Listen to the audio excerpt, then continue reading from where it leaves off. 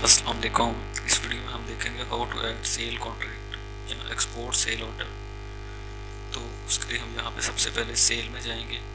Cell के बाद forms में यहाँ पर हमारे पास है sale contract FM fabric made up. तो इसके ऊपर क्लिक करेंगे तो आपके पास कुछ इस तरह का फॉर्म आएगा। यहाँ पे क्रिएट के ऊपर क्लिक करेंगे। उसके बाद यहाँ पर आप डाटा फिल करेंगे। यहाँ पे contract number, contract date, sales person, उसके बाद प्रोडक्ट सर्टिफिकेट्स अगर आपने कोई मेंशन करने हो, उसके बाद बायर का name, buyer order reference, commission maturity, उसके बाद एजेंट मींस ब्रोकर, और उसके बाद उसका कमीशन मेंशन करेंगे और वो कमीशन किस बेस के ऊपर है।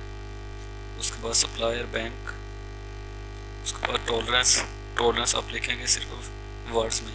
जैसे 10 है तो वो ऑटोमेटिकली लिखा जाएगा 10% ऑन वैल्यू।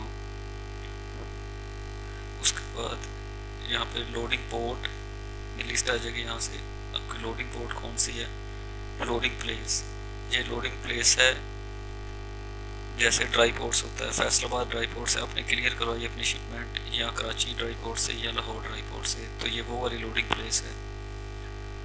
उसके बाद यहाँ पे डेस्टिनेशन प्लेस, किस पोर्ट के ऊपर जाना है, उसकी डेस्टिनेशन प्लेस कौन सी है, उसमें आप पोर्ट सेलेक्ट करेंगे तो कंट्री ऑटोमेटिकली प्रिंट में आ जाएगा। उसके बाद डेस्टिनेशन प्लेस अगर आपने कोई लिखनी हो मैनुअल, तो उसके बाद पेमेंट टर्म्स, ये पेमेंट टर्म्स हैं। अब इसमें जैसे आपने लिखा CAD 60 डेज, 90 डेज, 30 डेज, अगर कोई ऐसा वर्ड है जो इसमें नहीं आ रहा तो आप यहाँ पे इसको ख़त्म भी कर सकते हैं मैनुअल। और यहाँ पे आप पोस्ट फिक्स के अंदर अगर कोई चीज़ लिखेंगे तो वो आपकी इसकी जगह पे कंप्लीट लिखी जाएगी। अगर यहाँ पर आपने सेलेक्ट किया है LC और यहाँ पर आगे उसके साथ कुछ लिखना चाह रहे हैं 10% इस तरह से करके, तो वो यहाँ पे लिख सकते हैं। ये प्रिंट में एक साथ शो होगा। उसके बाद इनको टर्म आपने लिखा है CNF और इसके साथ आप लिखना चाह रहे हैं CNF लाहौर, कराची या कुछ भी, तो वो यहाँ पे इनको टर्म पोस्ट फिक्स के अंदर लिखेंगे। उसके बाद करेंसी सेलेक्ट करेंगे, करेंसी एक्सचेंज रेट। उसके बाद आइटम स्पेक्स जो बायर को आपने बतानी है। उसके बाद पैकिंग इंस्ट्रक्शन जो बायर को आपने बतानी है। उसके बाद क्वालिटी आप किस तरह की यूज़ करेंगे, या बायर की कोई इंस्ट्रक्शन होगी क्वालिटी से रिलेटेड तो वो आप यहाँ पे मेंशन करेंगे। ग्रे की इंस्ट्रक्शन ये आपके इंटरनल यूज़ के लिए है। यहाँ पे जो आप लिखेंगे वो ग्रे प्रोग्राम जब बनेगा तो उसके ऊपर ये स्पेशल इंस्ट्रक्शन में जाएगी। और प्रोसेसिंग इंस्ट्रक्शन भी इसी तरह है कि ये भी आप जो यहाँ पे लिखेंगे वो आपके इंटरनल यूज़ के लिए है। जो प्रोसेसिंग प्रोग्राम बनेगा वहाँ पर ये ऑटोमेटिकली जाएगी।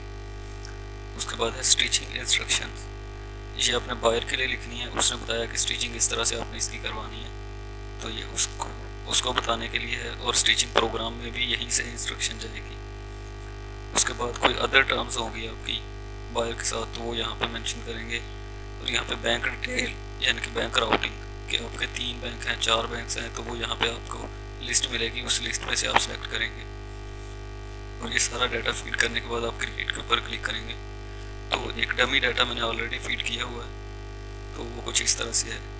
कॉन्ट्रैक्ट नंबर, कॉन्ट्रैक्ट डेट, उसके बाद सेल्स पर्सन, ये सारी चीज़ें इसमें फीड की हुई हैं ऑलरेडी। FOB कराची इनकी इस तरह से। तो यहाँ पे इसके साथ ही यहाँ पे शिपमेंट्स फीड करेंगे। इसकी शिपमेंट्स कितनी जाएंगी, एक शिपमेंट में जाएगा, 2 शिपमेंट में जाएगा, दोनों शिपमेंट की डेट क्या होगी। उसके बाद ये इसका मेन पोर्शन था यहाँ तक, शिपमेंट्स तक।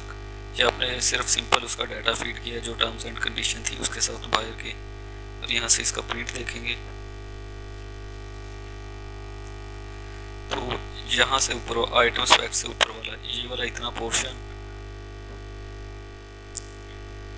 और ये नीचे वाला इतना पोर्शन, ये आपने जो डिटेल अभी फिल की है ये वो है सारी।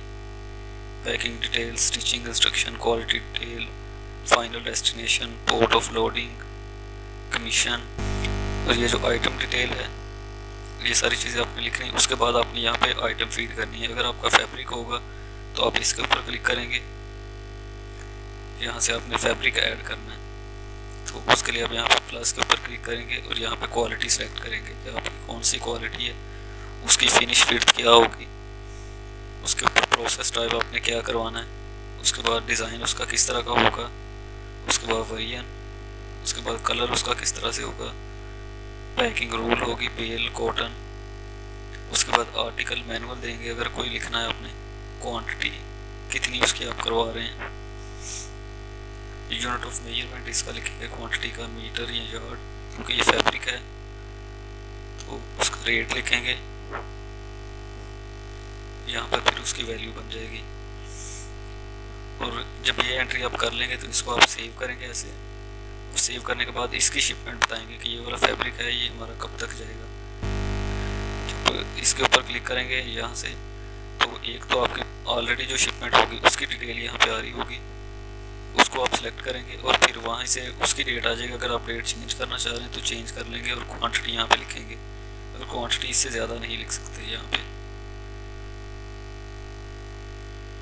उसके बाद आपने प्रोडक्ट की डिटेल लिखनी है कि आपके प्रोडक्ट्स कौन कौन से आपने बनवानी है। जैसे इसका कॉन्सेप्ट इस तरह से है कि आपकी एक प्रोडक्ट है, एक प्रोडक्ट के अगेंस्ट डिफरेंट आइटम्स हो सकती हैं और हर आइटम का मेकअप अलग से हो सकता है, फैब्रिक उसके लिए अलग यूज़ होगा। जैसे हम एक पैंट शर्ट बनाते हैं तो उसके लिए पैंट शर्ट हमारा एक प्रोडक्ट है कंप्लीट, उस प्रोडक्ट में पैंट अलग चीज़ है, शर्ट अलग चीज़ है, और जो पैंट के लिए कपड़ा यूज़ होगा वो अलग होगा, शर्ट के लिए अलग यूज़ होगा। ये वो कॉन्सेप्ट है। इसमें सबसे पहले हम ऊपर वाली रो ऐड करेंगे, ये वाली, उसमें हमने साइज़ डिज़ाइन, अगर प्रोडक्ट का साइज़ नहीं है और नीचे वाली आइटम्स का साइज़ है तो फिर प्रोडक्ट का साइज़ नहीं लिखेंगे, हम आइटम्स का साइज़ लिखेंगे। अगर सिंगल प्रोडक्ट है और फिर उसमें प्रोडक्ट का भी वही साइज़ होगा, आइटम का भी वही होगा उस केस में। यानी कि डुएट कवर है तो यहाँ पे भी डुएट कवर ही आएगा सिंपल। उसके बाद design, article, colour, quantity, unit of measurement उसका क्या होगा, उसका रेट और अमाउंट ऑटोमेटिकली बनेगी। फिर इसी के बेस के ऊपर यहाँ पे हमने शिपमेंट्स बनानी होती है कि दोनों में से कौन सी शिपमेंट में जाएगा, तो वो शिपमेंट यहाँ पे सिलेक्ट करेंगे, डेट आ जाएगी और क्वांटिटी ये जो लिखी है ये इस क्वांटिटी से ज़्यादा नहीं हो सकती।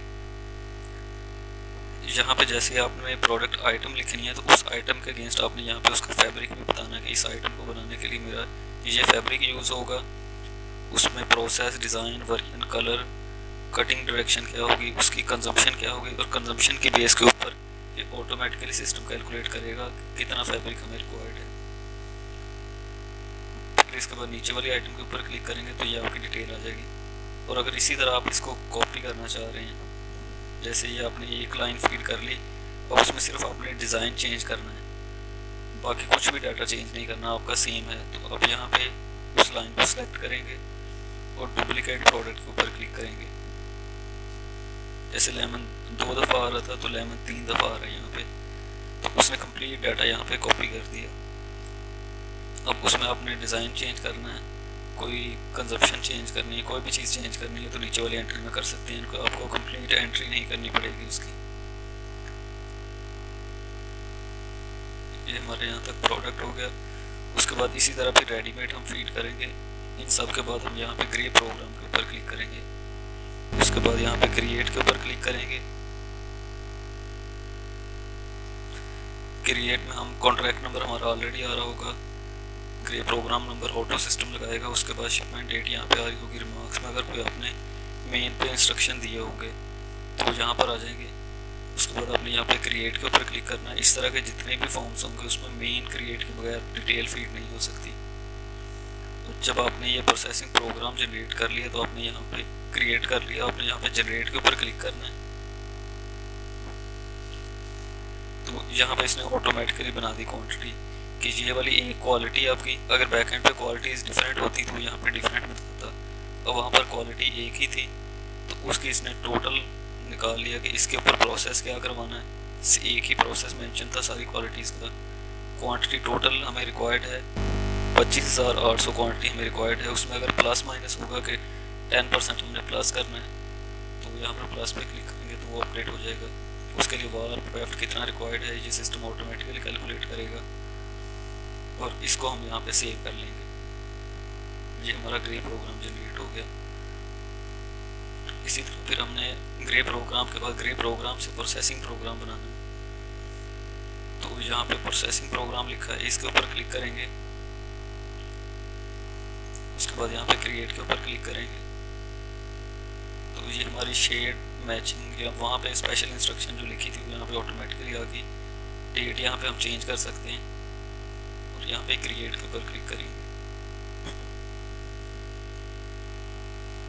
और उसके बाद यहाँ पे जनरेट पे क्लिक करेंगे तो प्रोसेसिंग प्रोग्राम ऑटोमेटिकली जनरेट होगा।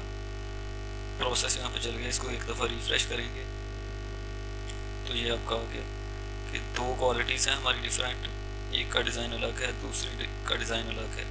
तो इसके लिए हमें इतनी क्वांटिटी रिक्वायर्ड है और इसके लिए इतनी क्वांटिटी जिसको हमने प्रोसेस करवाना है।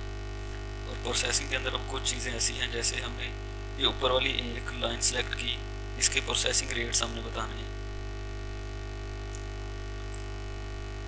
कि इसका फ्रेश का प्रोसेसिंग रेट क्या होगा और उसके ऊपर सेल टैक्स क्या होगा।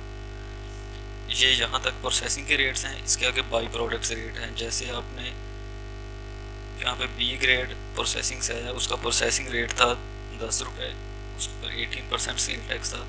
अब आप इसको अपने सिस्टम के अंदर किसी अमाउंट के साथ बुक करना चाह रहे हैं, जैसे 230 रुपीज़ पर मीटर, तो यहाँ पर आप इसमें बी ग्रेड का अकाउंट या कोई भी अकाउंट सेलेक्ट कर लेंगे कि इसकी जो अमाउंट बनेगी ये अमाउंट मल्टीप्लाई बाय जितना बी ग्रेड आपके पास आया होगा वो दोनों मल्टीप्लाई होकर तो जितनी अमाउंट बनेगी वो इस अकाउंट में जाएगी थ्रू ऑटो वाउचर। तो ये उस चीज़ के लिए है।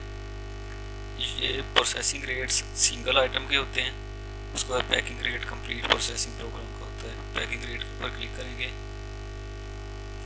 तो यहाँ पे हम कंप्लीट प्रोसेसिंग प्रोग्राम का बताएंगे कि ये रूल लोकल है, उसका पैकिंग रेट हमारा है 30 रुपये और सेल टैक्स ये होगा कि जितने रूल बनेंगे उसको मल्टीप्लाई करेगा इस प्रोसेसिंग रेट के साथ, तो फिर उसके आपकी प्रोसेसिंग रेट की वैल्यू बन जाएगी।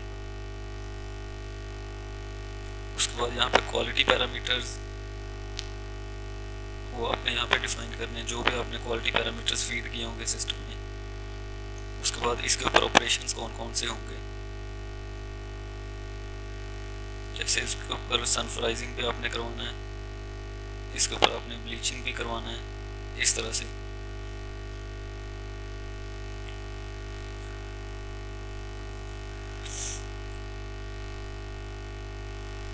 यहाँ पे आप इंस्ट्रक्शन कुछ भी लिखेंगे, इसको हम सेव कर लेते हैं। उसके बाद यहाँ से इसका प्रोसेसिंग प्रोग्राम का प्रिंट निकल आएगा। ये इसका प्रोसेसिंग प्रोग्राम है। रेट अभी हमने नहीं मेंशन किए, तो यहाँ पे अगर रेट मेंशन किए होंगे तो कैटेगरी, प्रोसेसिंग रेट और सेल टैक्स परसेंटेज वो आएगा। यहाँ पे स्पेशल इंस्ट्रक्शन, पैकिंग इंस्ट्रक्शन, जो आपने लिखे होंगे यहाँ पे, पैकिंग चार्जेस, सारी इंस्ट्रक्शन यहाँ पे नीचे आ जाएंगी। उसके बाद इसके साथ ही इसका स्टेटस है, तो उसके ऊपर क्लिक करेंगे तो स्टेटस अभी हमने कुछ भी डिस्पैच नहीं किया तो इसलिए इसका स्टेटस कुछ भी नहीं आ रहा।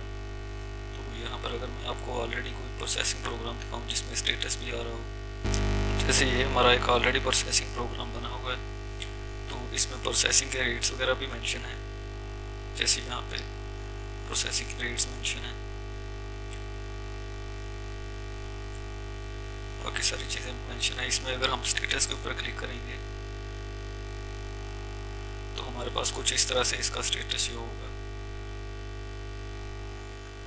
इसकी हमने डिस्पैचेस किस तरह से की, ग्रे इशू किस तरह से किया, उसके बाद फैब्रिक किस तरह से हमें रिसीव हुआ, उसमें बी ग्रेड कितना था, कट पीस कितना था, वीविंग फॉल्ट कितना है। उसके बाद यहाँ पर इसका फाइनेंशियल लेजर यानी कि वाउचर जो आपने डाला ऑटो वाउचर वो, उसके बाद समरी आ गई कि फ्रेश कितने % है हमारा, रिजेक्शन कितने % है और इसमें गेन कितने % है।